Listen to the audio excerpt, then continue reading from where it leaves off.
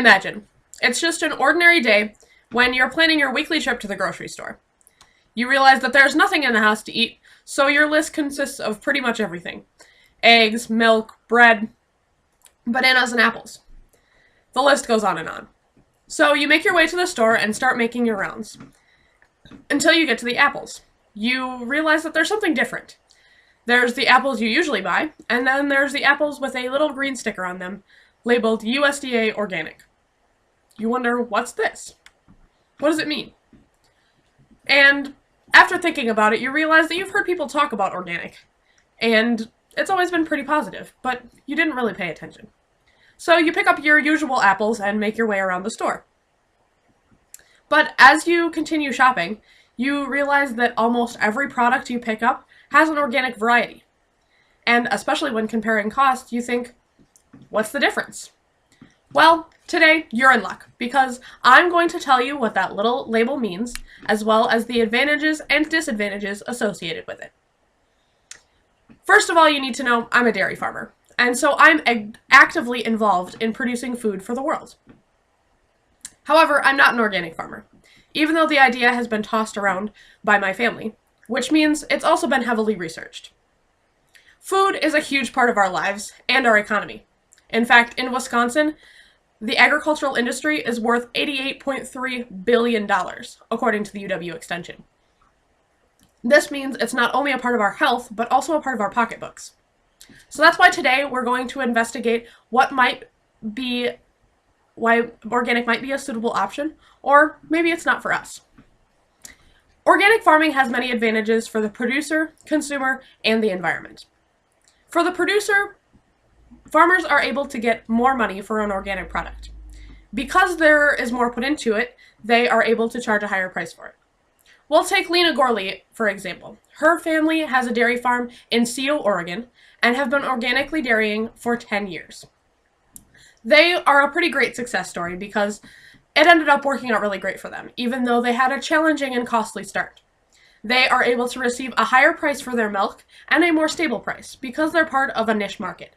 That means that the price for their milk doesn't fluctuate as much and their income is more stable. Another example is Sassy Cow Creamery in Columbus, Wisconsin. They're a split operation, a family-owned dairy where one brother owns the organic side and one brother owns the conventional side. This way they're able to serve both markets and get higher profit because they have both organic and conventional. There's also some advantages for the consumer. They get a certain assurance with the organic label.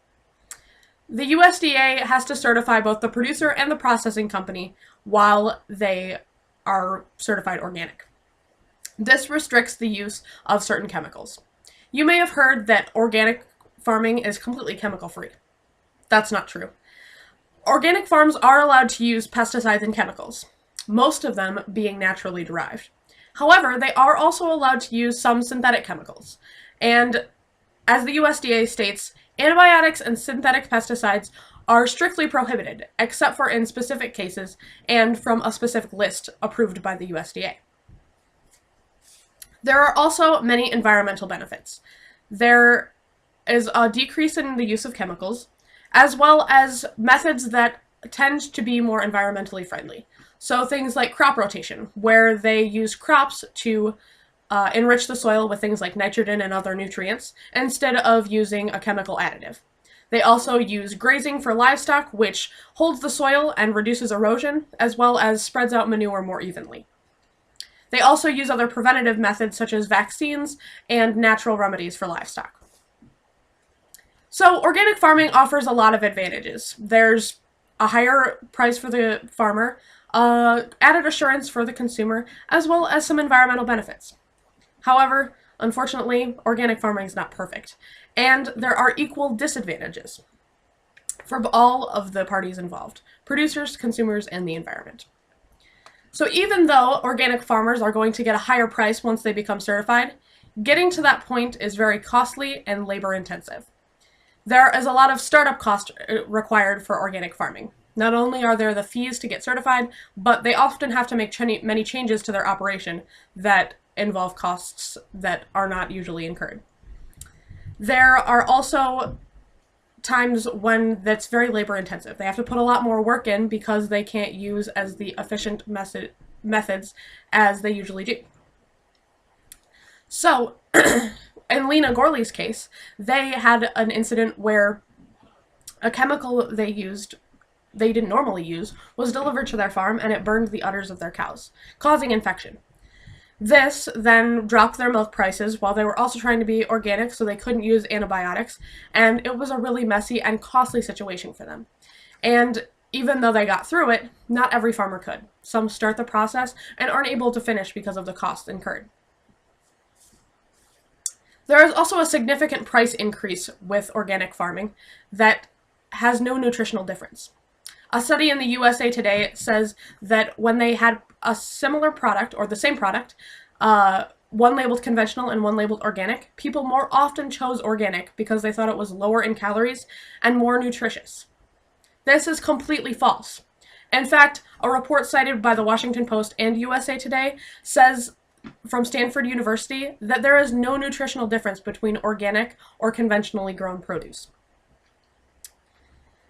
So basically, you're paying a ton more for the same product. There are also some environmental disadvantages to organic farming. For example, soil erosion. Organic farmers have to use tilling instead of pesticides to keep weeds and bugs away. So when the soil is tilled up, it is more easily washed away and releases more CO2 and greenhouse gases into the environment. They also tend to be much less efficient. The Washington Post cites a study that says organic farming produces 25% less with the same amount of land as a conventional farm does. Now, this is different for every product. For example, fruits and tomatoes usually produce about the same as a conventional farm, while most vegetables and grains like soybeans and corn produce much less in an organic operation. So, organic farming can also be an expensive endeavor for both the farmer and the consumer, as well as has some environmental disadvantages. Let's review all of the information we've learned about organic farming today, both the pros and the cons. First of all, we know that farmers are able to receive a higher price for their product once they become certified. With that certification comes an assurance for the consumer to be able to feel confident in the product they are receiving. They also are methods such as crop rotation and grazing that offer an environmental benefit. However, it is expensive for the farmer to start up an organic business, and often farmers start and don't continue. There is also a high cost to the consumer for a product that is nutritionally exactly the same, as well as some environmental disadvantages like erosion and pollution. However, we are so lucky that we live in the United States because we have so many options for what we can purchase at the grocery store. There are so many labels: organic, conventional, natural, whatever it may be. And I hope that even though those are sometimes confusing, I have helped you understand at least one label, the organic label. And I want to encourage you, no matter what label you choose, no matter what product you choose, there is a caring and compassionate farmer that is just trying to feed their family and the world at the same time. And no matter what label you choose, organic or conventional, they are equally safe and healthy to feed to you and your family.